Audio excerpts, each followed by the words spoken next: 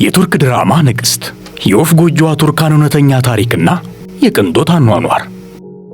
በእውነተኛ ስሟ ኦዝጉል ሀያ በመባል የምትታወቀው ተዋናይት፣ ድምፃዊት፣ ሞዴልና የአንባቢዋን የኦዝጉል ሀያን የልጅነት ዘመን የቱርክ ሴቶች ስለሚቀኑበት የስኬት ምስጢሯንና የቤተሰቦቿን ታሪክ እንደሚከተለው ስናቀርብላችሁ በታላቅ ደስታ ነው።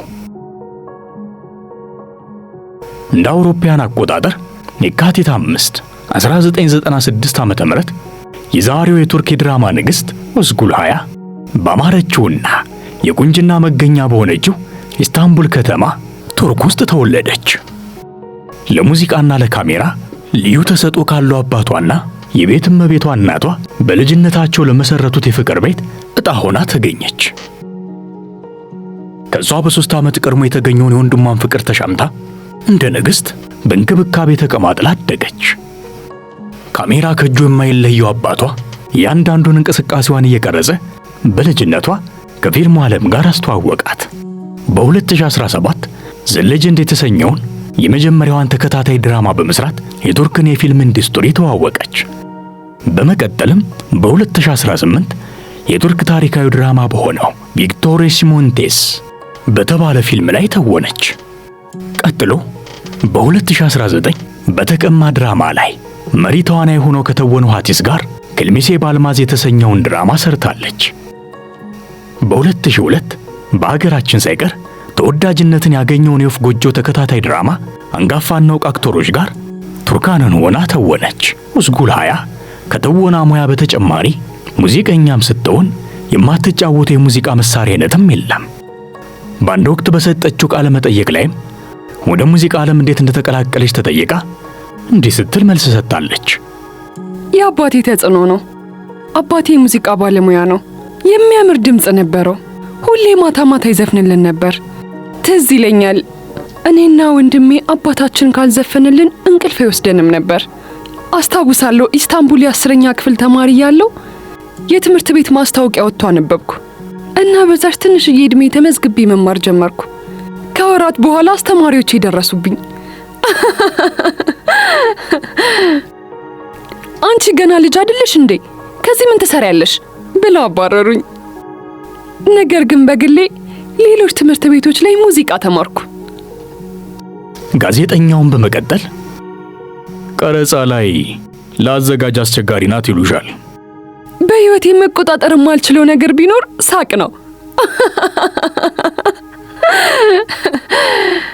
እና በቃ በየትኛውም ሁኔታ ውስጥ ቢሆን አለመሳቅ አልችልም።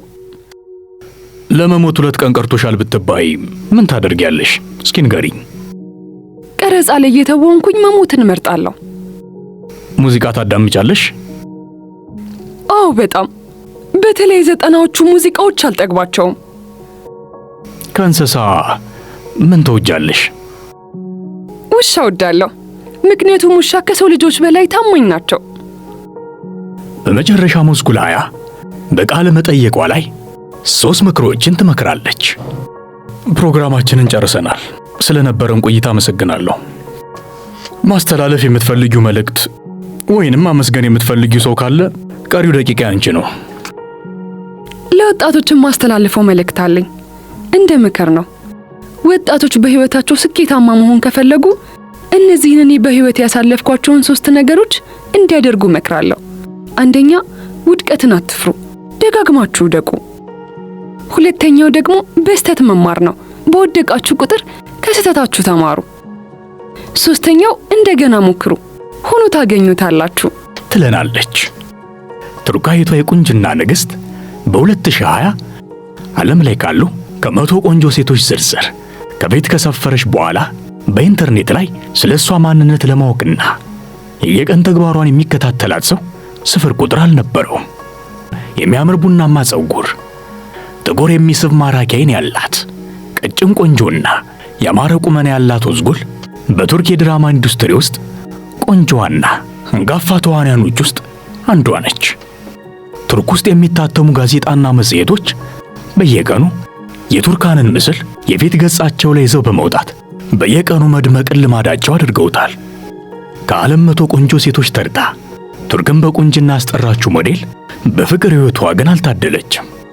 በአንድ ወቅት ኢንተርሴክሽን በሚባል የቱርክ ተከታታይ ድራማ ላይ አብረው ከተወነችው ተዋናይ ኑራን ጋር በ2020 ፍቅር ቢጀምሩም እንዳለመታደል ሆኖ የጸና መሰረት ያልነበረው ግንኙነታቸው ሊፈርስ ችሏል።